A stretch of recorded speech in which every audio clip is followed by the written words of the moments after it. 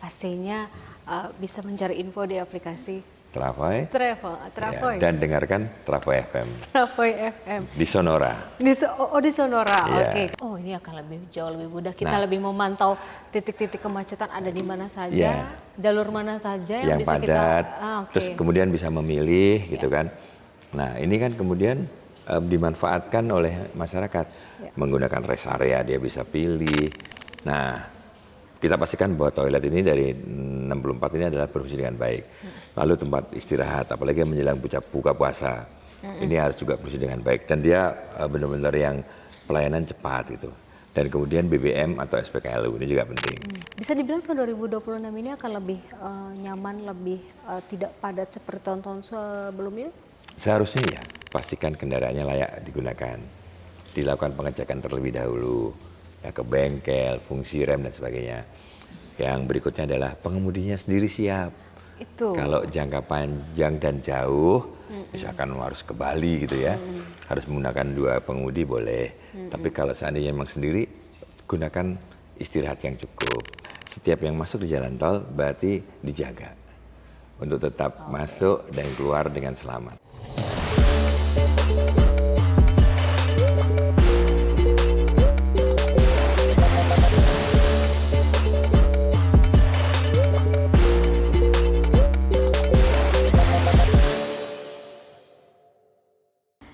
Kita kembali lagi di podcast Penjaga Harapan bersama saya Nuka Aswita. Sahabat, kita tinggal menghitung hari untuk menuju Idul Fitri 2026. Pastinya sahabat dan rekan-rekan lainnya juga ingin pulang kampung atau yang bisa disebut arus mudik. Nah, seperti apa arus mudik 2026 persiapannya, bahkan ada kemajuan kemacetan atau bahkan kali ini lebih aman, lebih nyaman dan penuh harapan baik. Nah, di episode kali ini saya sudah bersama dengan Pak Rifan A. Purwantono selaku Direktur Utama Jasa Marga. Halo Pak, gimana kabar hari ini? Sehat selalu. Sehat selalu. Dan semangat harus sehat. Ya? Harus sehat ya, Iya. apalagi ini arus mudik sudah mulai Pak ya? Sudah mulai. Kira-kira di hari apa Pak? Hamin berapa ini kemarin arus mudik itu udah mulai? Jadi hari ini adalah berarti sudah H-6 ini ya. H-6 H-6. betul. Ketika H-6 ini distribusinya yang sebelumnya kan diperkirakan 3,5 juta keluar dari Jakarta. Dan itu kalau 3,5 juta itu 50,7%-nya ke arah timur, 28-nya ke Merak, sisanya ke arah Bogor. Nah yang 50% ini 57 ke Transjawa, 42, sekiannya yang ke Cipularang. Hari ini pukul 6 pagi tadi sudah 23%. 23%. Artinya 23% ini juga yang keluar sudah 31% dan total sekarang sudah 812.000 kendaraan. Tapi sahabat sebelum kita lebih lanjut bahas soal arus mudik sedikit banget Pak, kok mau kenal sosok Pak Rifan dulu karena dengar-dengar Pak Rifan ini backgroundnya guru besar hukum malah ya, kok bisa jadi ke Jasa Marga ini Pak? Ini menarik loh karena sebelumnya Pak Rifan ini basically pendidikannya itu di hukum. Enggak, sebetulnya pendidikan sih panjang ya. Enggak, tapi maksudnya tiba-tiba bisa jadi ke Jasa Marga mengurusi infrastruktur jalan tol dan lain-lain. Kenapa nggak ditarik yang menarik lagi bahwa 26 tahun saya sempat bankir? Itu dia maksudku. Ya, di sini jadi, datanya Bapak ini seorang guru besar kehormatan ilmu hukum dan juga pernah menjadi banker, benar ya, Pak? jadi 26 tahun saya di bankir dari seluruh jabatan sampai dengan direktur utama. Terus kemudian ke direktur utama Jasara Harja, mirip Itu kan? dia betul, dari hulu ke hilir. Nah, terus kemudian juga beberapa kegiatan ya yang memang sejak tahun 2000 saya udah mulai mengajar, mulai dari membuat program vokasi di UI pada waktu itu diajak sama Prof. Chandra, dan terus kemudian banyak menjadi dosen tamu di beberapa perguruan tinggi sampai akhirnya salah satu perguruan tinggi minta saya mengajar lebih panjang dan kemudian saya diangkat jadi guru besar dan sebetulnya nggak ada inilah, biasa aja lah. Terus kemudian karena ini kan penghargaan dari universitas ya, bagi saya tetap biasa aja. Ya. Tapi yang paling penting sebetulnya dalam pengalaman saya memberikan dari ilmu manajemen, ilmu perbankan, hukum karena tidak pernah ada satupun korporasi yang meninggalkan dari kegiatan hukum apapun, mau berkontrak ya, semua pasti jadi objek hukum, jadi subjek hukum kan begitu.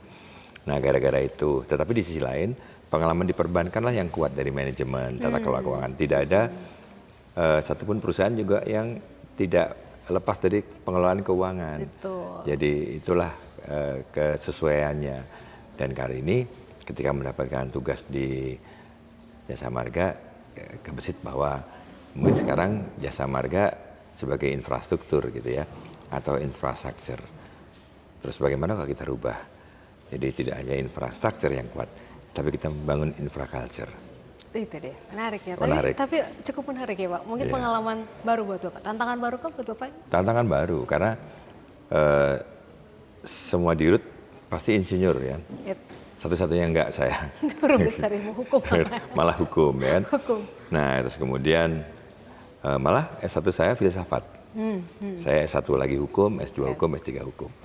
Bahkan jadi guru besar. Nah sebenarnya tidak ada hal yang nggak bisa kita pelajari. Betul. Jadi contoh ketika saya di Jasa Marga, kemudian saya belajar bagaimana sih menyiapkan jalan yang at grade, bagaimana yang elevated gitu ya, bagaimana seharusnya mengatur traffic. Nah, hari ini kalau Mbak lihat itu adalah betul-betul manajemen traffic.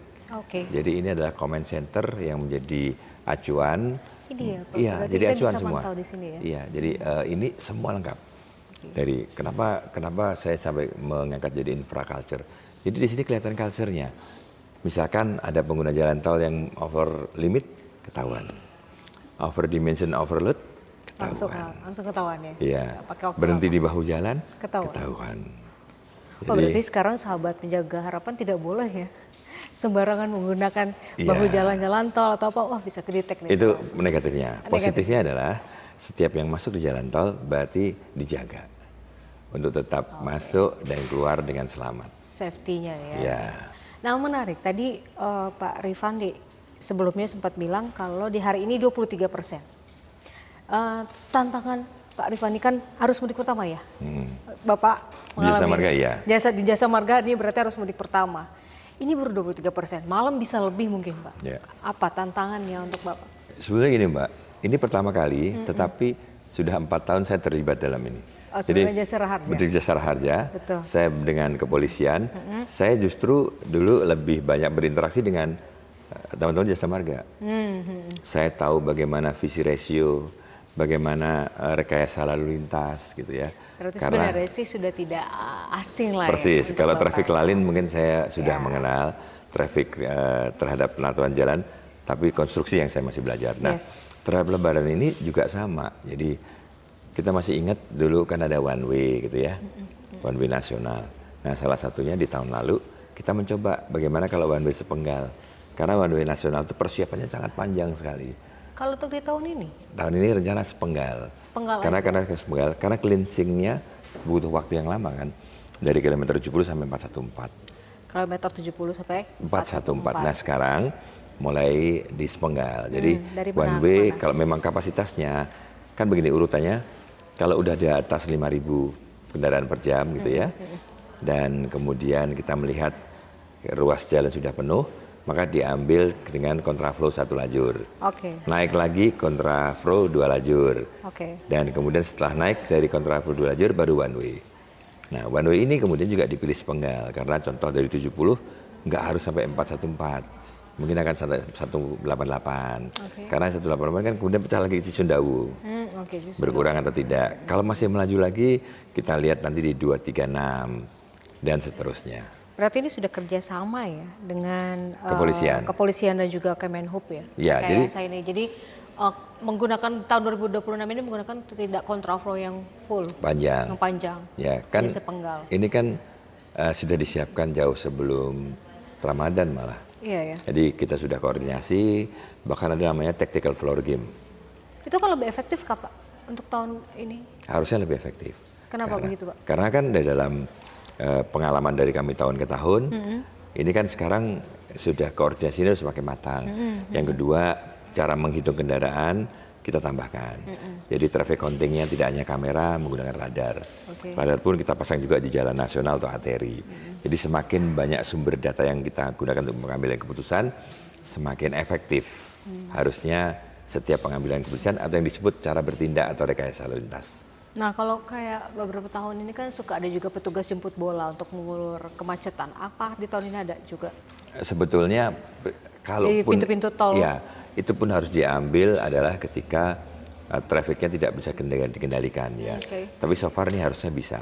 Jadi pada saat saya kira yang harus kejadian seperti itu udah lama sekali sih, nggak terjadi ya. Karena sekarang ini dengan radar, dengan kamera yang kita punya, yang kami punya ini sekarang, kami juga bisa memprediksi bahwa gerbang tol yang disiapkan itu berapa. Betul. Jadi tidak menunggu gitu. Makanya kalau Mbak lihat bahwa terhadap traffic mau macet atau tidak, kita nggak menggunakan platform siapa-siapa, menggunakan teknologi yang dipakai sendiri. Oh ini. Iya, jadi akurat, nggak delay gitu kan. Nah, termasuk gerbang disiapkan nanti ya. Kemudian ketika lajurnya juga mengecil, juga disiapkan antisipasinya. Berarti ini inovasi baru yang Bapak buat ya? Yang di Jasa Marga. tim lah ini yang hebat timnya.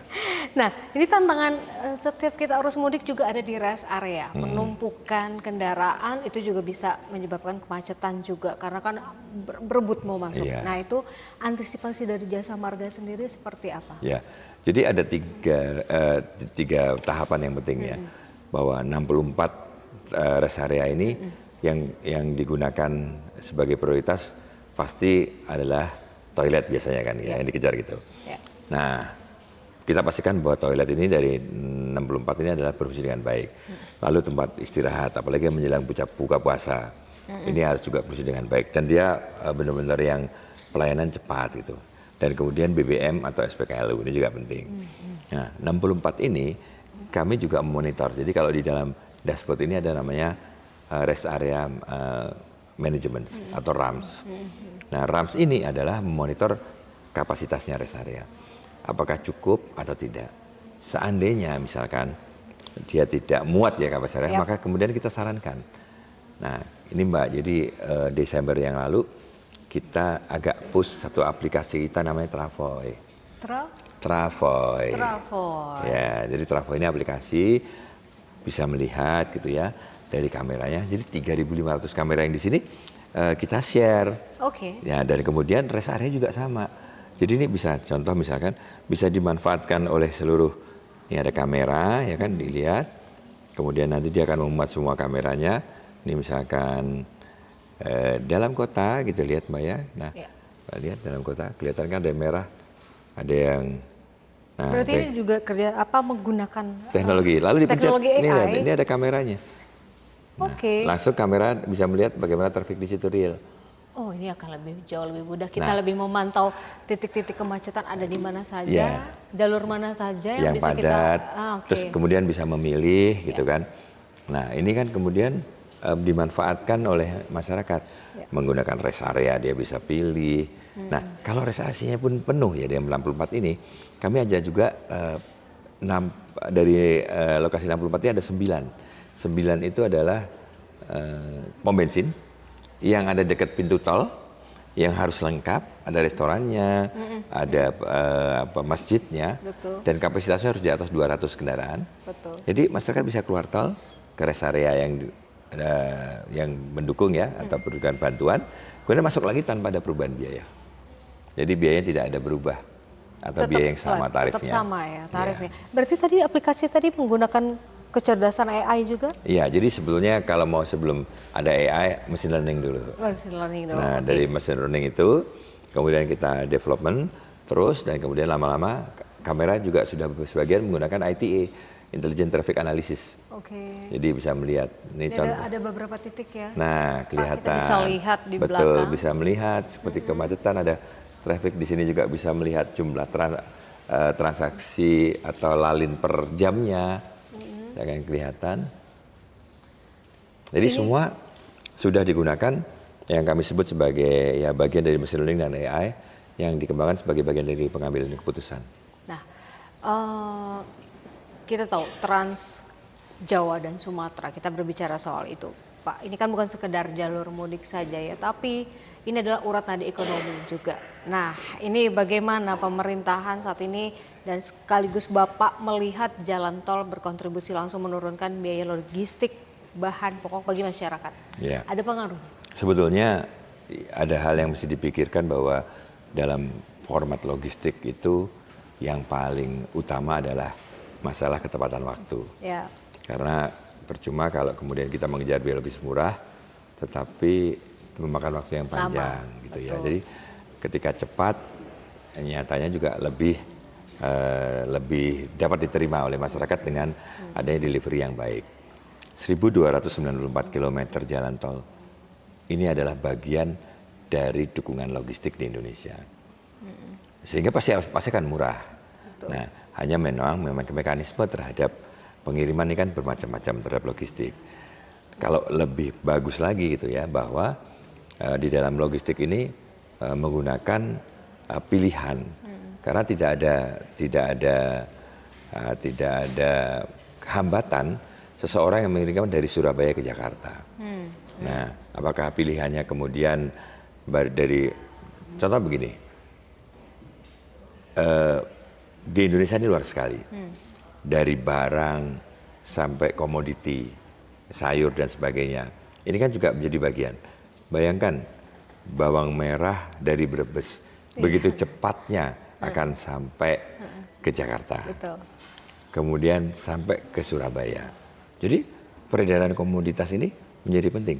Barang juga sana. Kalau barang, suplai impor yang muncul dari Tanjung Priok begitu cepatnya akan distribusi ke seluruh Indonesia. Jadi kalau melihat ini dukungan pemerintah yang sangat peduli terhadap infrastruktur, termasuk jalan tol ini adalah sangat bagus.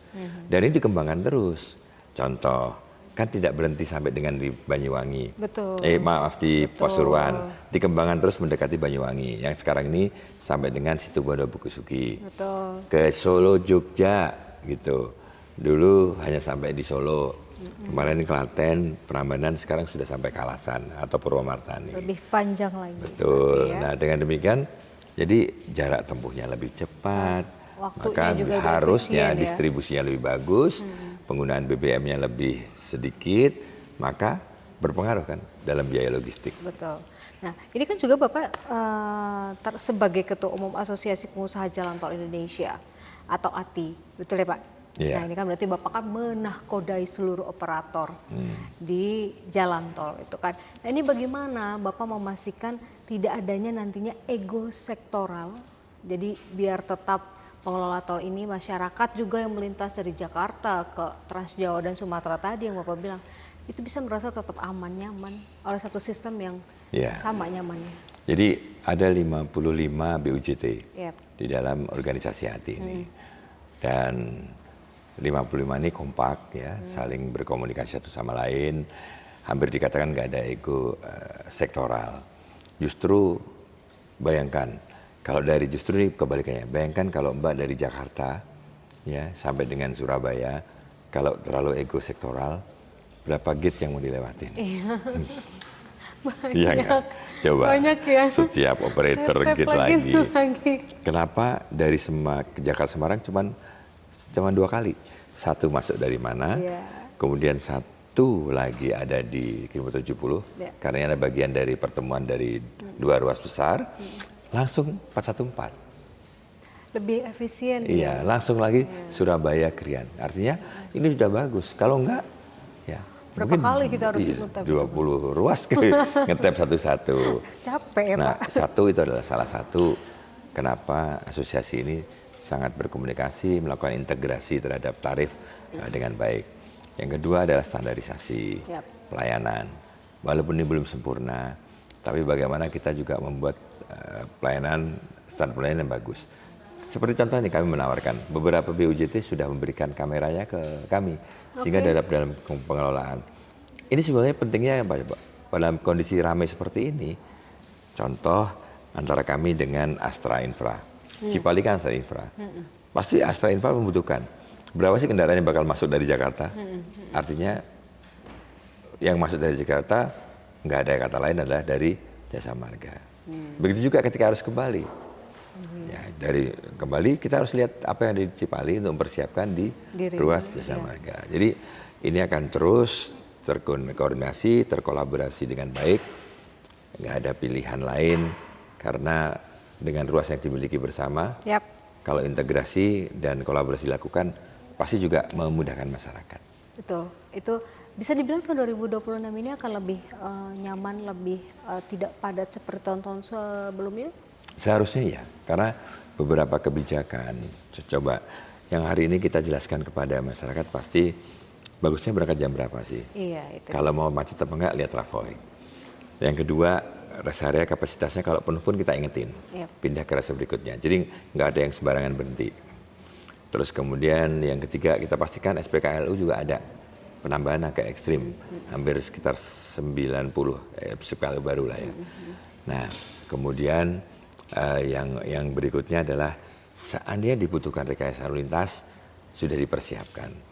Jadi yang tidak bisa dihindari adalah misalkan ada eksiden, ada kegiatan masyarakat atau pada kepadatan jalan sebentar panik, nggak perlu panik, udah ikut aja, karena nggak usah ambil kiri ke kanan. Justru karena pilihan kepanikan ini malah menjadi merusak sistem yang sudah disiapkan. Sudah kita siapkan. Rekayasa lalu lintas disiapkan. Jadi kan pasti ada aja tuh, kita cari jalan tikus lain deh. Betul. Padahal belum tentu juga, ya kan? Nah, belum tentu. Tapi kan tadi Bapak bilang ada di Travoy semuanya. Tapi kan belum semua masyarakat mungkin di sini tahu ada aplikasi itu. Gimana sosialisasi Bapak di Jasa Marga untuk biar pemudik nantinya akan sudah bisa menggunakan aplikasi tersebut gitu? Ya, Travoy ini sebenarnya kita kenalkan di Nataru kemarin. Bahkan kemarin kita buat kegiatan-kegiatan lah, termasuk ada pada waktu ada kegiatan pameran mobil, ya kami juga terlibat di sana. Dan ini nggak pernah berhenti. Ya. Hari ini contoh salah satunya adalah kami juga mulai mengudara namanya Travoy FM. Menarik. Jadi kenapa? Karena jadi kenapa ini mesti dibuat? Ini ada spirit dasarnya gitu ya. Kenapa Pak? Jadi kalau Mbak masuk tol kan nggak merasa yang dimasukin itu jasa marga atau nggak pernah tahu kan? Nggak. Nah kita pengen bangun engagement Mbak. Jadi kalau dia tahu menggunakan Travoy dia tahu dia akan tahu ini ada di wilayah Jasa Marga Group. Terus begitu juga kalau informasi mereka nggak menerima hoax. Ini hari ini kan paling sering dulu. Cikarang macet, Kerawang macet. Padahal itu berita kapan? Itu media sosial kan gampang sekali. Kita tidak bisa menghentikan itu juga. Makanya paling bagus adalah kemudian kita tambahkan dengan radio. Kenapa pilihannya radio? Karena rata-rata pendengar di kendaraan roda berempat pasti menyetel radio sepanjang jalan. Gitu. Iya, karena itu adalah pilihan. Engagement antara radio, ya kan. Sekarang saya tanya ke Mbak, berapa radio yang menyiarkan siaran tentang jalan tol? Hampir semua. Hampir semua. Ya, tapi tidak setiap waktu. Tidak setiap waktu. Terus kalau kemudian saya bilang kan ke mereka, saya mau buat radio FM. Lalu semua saya bilang jangan dong, kerjasama dong. Ya udah, sekarang kerjasama tapi harus rutin. Kan harus dikenalkan ke masyarakat kan bahwa ada Travoy FM ini. Ya mungkin sekarang kami berpartner. Tapi ini adalah bagian kami mengenalkan bahwa engagement antara Travoy FM yang kita kenalkan gitu, masyarakat akan merasa bahwa ketika memasuki di wilayah jalan tol atau ruas tol di Jasa Marga ada sesuatu yang berbeda. Mereka tidak diberikan informasi oleh orang lain, mereka hanya cukup mendengar dari kita. Jasa Marga, luar biasa. Di media sosial tidak juga? Sekarang platform media sosial menyediakan live streaming. Mungkin kan tidak semuanya mendengarkan radio misalkan gini ya Pak gitu. Mencoba juga? Enggak, Travoy FM ini termasuk live streaming juga. Di media sosial? Di media sosial. Kayak Instagram, semua, TikTok dan lain-lain. Semuanya, gitu, karena memang. Jadi menyasar ke semua usia. Jadi kan semua informasi ini bisa masuk dalam semua platform.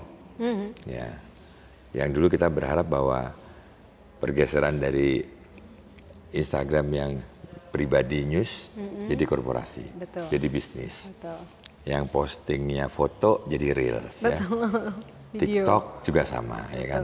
Begitu mudahnya ketika seperti saya posting di Instagram, Facebook saya juga langsung di-link, ya kan. Nge-link semua. Bahkan lalu semua ada kayak ada Twitter, ada semua masuk gitu ya. TikTok juga sama. ya kan. Begitu mudah memberikan informasi. Travo itu kami kenalkan itu justru ramenya gara-gara live TikTok. Oh iya. Ya, jadi sebelum kita pakai radio itu kan live TikTok gitu ya, menginformasikan. Jadi buat contoh misalkan buat Anda yang lagi di Surabaya, nanti akan memasuki kepadatan di 456 dan sebagainya. Jadi mereka tahu, karena kita lihat TikToknya langsung lihat seperti itu. Dan terus ini ada tanda-tanda misalkan ada kecelakaan atau ada tanda-tanda bahaya, kita kasih tahu langsung. Nah, pengen tahu kan ada di Pancoran ada kegiatan apa? Nah, oh itu kan ternyata di sana ada kendaraan. Tanda-tanda kedip itu ada, apa ada tuh? kendaraan berhenti di bahu jalan. Oh gitu. Okay. Jadi nggak usah ambil bahu jalan juga, tetap di posisi masing-masing. Ya, kadang kan lewatin. saking kepengennya buru-buru sampai di lokasi. Atau nggak tahu masalahnya. Betul. Atau pengen tahu. Betul. Tugas kami adalah memberikan informasi itu. Nah kalau untuk tugas dari petugas di lapangan sendiri gimana Bapak menjaga dari kesehatan mereka, kesiapan mereka juga menghadapi kan yang unpredictable. Kalau kita lihat di arus mudik pasti selalu aja ada kecelakaan lah atau apa. Nah itu seperti apa Bapak menyiapkan petugas-petugas di lapangan? Ya, jadi ada beberapa petugas ya. Satu adalah Kamtib yang keamanan, yang kedua adalah MCS yaitu Mobile Customer Service. Ya. Dua-duanya berperan berbeda. Belum lagi ada rescue.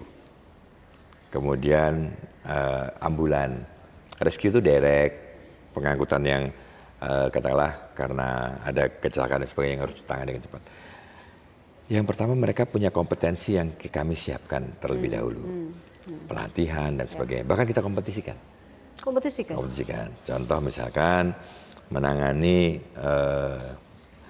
ada accident gitu ya. Yep. Harus yang kejepit bagaimana cara buka yang kejepit. Kebakaran bagaimana juga mengatasi kebakaran. Bahkan sampai pernah ada yang melahirkan di jalan tol. Itu kadang berita-berita unpredictable itu di arus mudik itu ada aja. Betul. Gitu. Nah, begitu ini dibuat dengan kompetensi dasar, melakukan kita simulasi, kemudian memberikan reward terhadap mereka yang berprestasi gitu, maka mereka semakin kuat, semakin siap. Jadi kemarin makanya sebelum diadakan Lebaran ini, mudik Lebaran ini, kami melakukan apel siaga. Di kapan? Sebelum kemarin tanggal 10 Maret. Sesudah ya, di bulan Ramadan. Di bulan Ramadan. Kami kan apel siaga, kami jaga semua. Kemudian dihadiri Kakor Lantas, dihadiri Dirjen Perhubungan Darat gitu ya. Dan pada waktu apel siaga ini kita benar-benar declare gitu loh. Ini adalah saatnya kita bertugas memberikan pelayanan kepada masyarakat, melayani sepenuh hati, agar gunakan mudik aman, nyaman. Gunakan seluruh daya yang kita miliki menjaga kelancaran.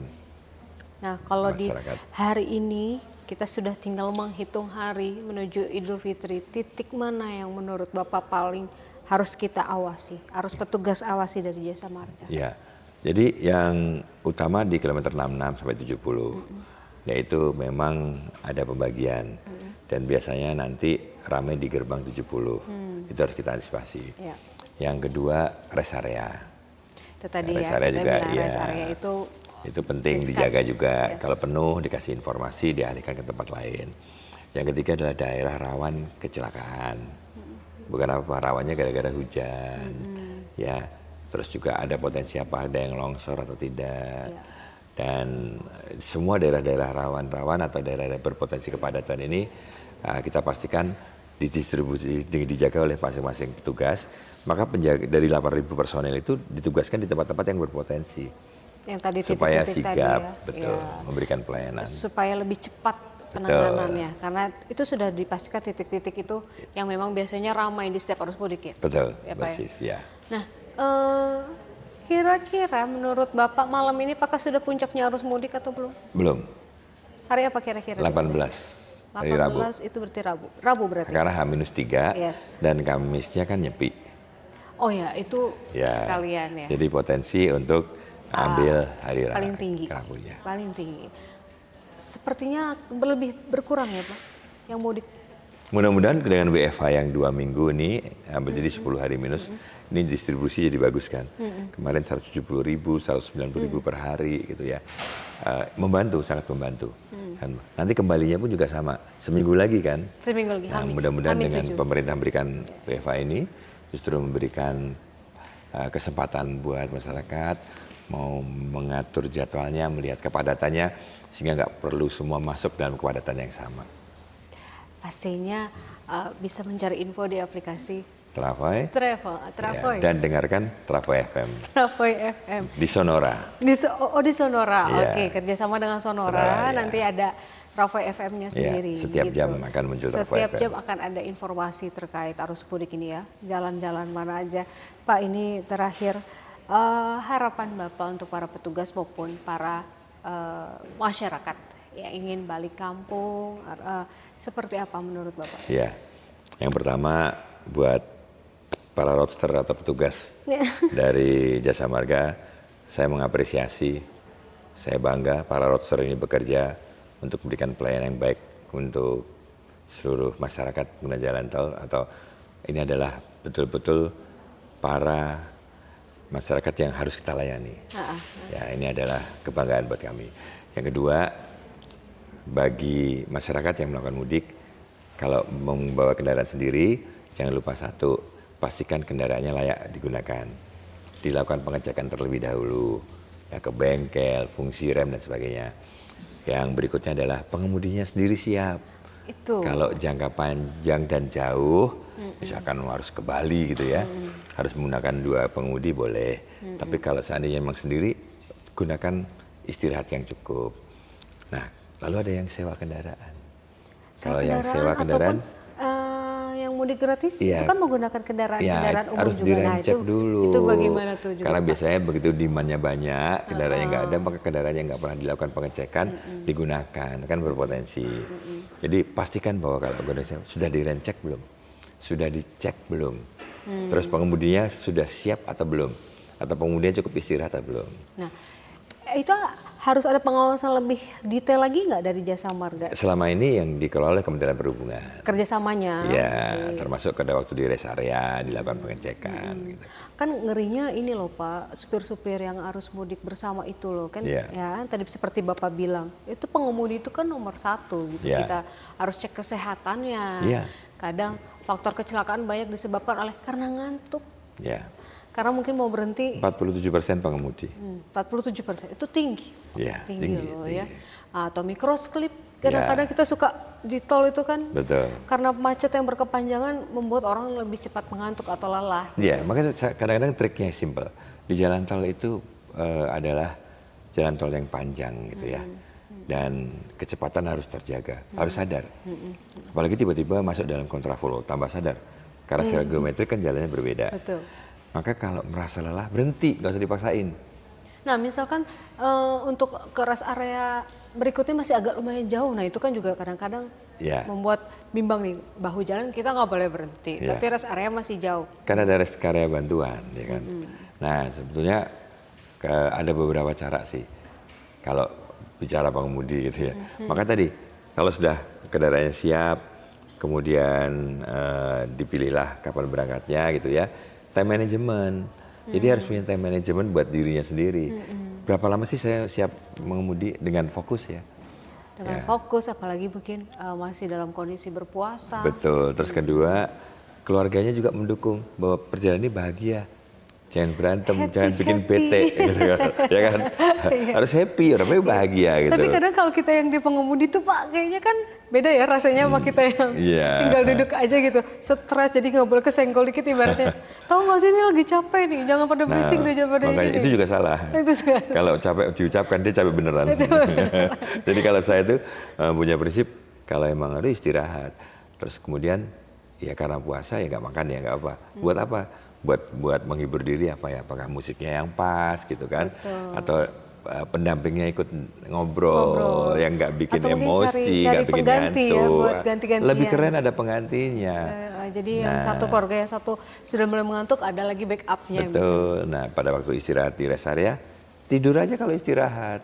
Lapar ya makan dulu tidur gitu. Ibaratnya gini ya Pak, nggak usah ngoyo gitu ya. Persis. Jalan yang penting aman. Bayangin ya, gara-gara kepengen cepet, ada beberapa yang kehilangan keluarganya kan lebih nyesel. Dan itulah udah yang saya dapat momen, betul. Keluarga. Karena kenapa culture dibentuk?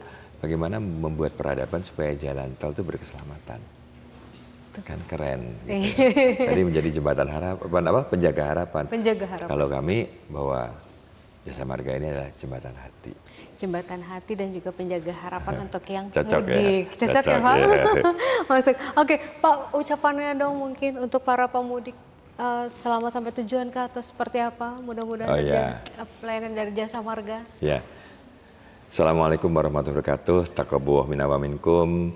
Buat para pemudik, para pengguna jalan tol, kami mengucapkan selamat Idul Fitri 1447 Hijriah. Dan dalam mencapai tujuan, pastikan kendaraan disiapkan dengan baik, pastikan Bapak Ibu pengemudi juga siap secara sehat, dan pilih waktu yang tepat untuk berangkat. Gampang kok, pakai Travoy. Ketika aplikasi Travoy bisa melihat jam berapa yang kepadatannya tidak mengganggu kesenangan, kebahagiaan. Dan terakhir yang paling penting ada dua hal. Taat sama aturan lalu lintas. Karena pasti diatur, percayakan bahwa diatur itu adalah untuk kebaikan bersama, dan berdoa. Hati-hati di jalan. Assalamualaikum warahmatullahi wabarakatuh. Pak, makasih banyak Terima kasih. Untuk hari ini kita. Ya, terima kasih. Bapak mudik juga? Iya dong. Oh iya dong. Nggak mudik gimana? Nggak mudik dong. Jadi gini, kalau kita semua nggak ada yang mudik. Oke. Ya, karena bagi kami adalah bertugas sampai dengan H+10. Keselamatan mudiknya para setelah H+10. Ya. Mudiknya belakangan. Dan kami juga tidak perlu dengan baju lebaran, karena seragam kami adalah baju lebaran. Baju lebaran setiap tahun mungkin yang dirindukan oleh para pemudik juga untuk bisa melihat, oh aman, sudah ada petugas dari Jasa Marga. Untuk jaga. Pak Irfan, terima kasih banyak waktunya. Sehat-sehat Bapak? Alhamdulillah, sehat juga ya Mbak ya. Sehat, amin. Alhamdulillah. Ya sahabat penjaga harapan, mungkin kalian yang menyaksikan podcast kita kali ini sedang berada di jalan menuju kampung halaman. Aku cuma ingin mengingatkan seperti yang tadi juga Pak Irfan bilang, hati-hati di jalan agar mudik Anda menjadi mudik yang aman, mudik yang nyaman, dan juga pastinya menjadi harapan yang baik kelak nanti bertemu dengan keluarga di kampung halaman. Selamat menunaikan ibadah puasa, masih puasa. Iya. Dan juga nantinya selamat Hari Raya Idul Fitri 1447 Hijriah. Nuka Azwita pamit undur diri, sampai jumpa.